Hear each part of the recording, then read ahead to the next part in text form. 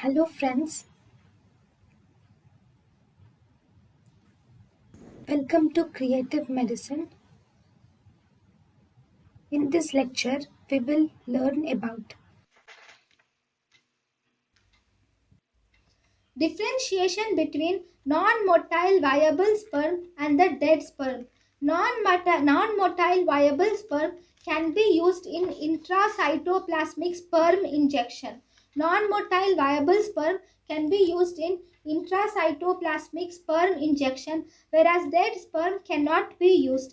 So, to differentiate between the non-motile viable sperm and the dead sperm, we do a hypoosmotic swelling test. That is, osmosis occurs in the living sperm and it does not occur in the dead sperm. Abnormal.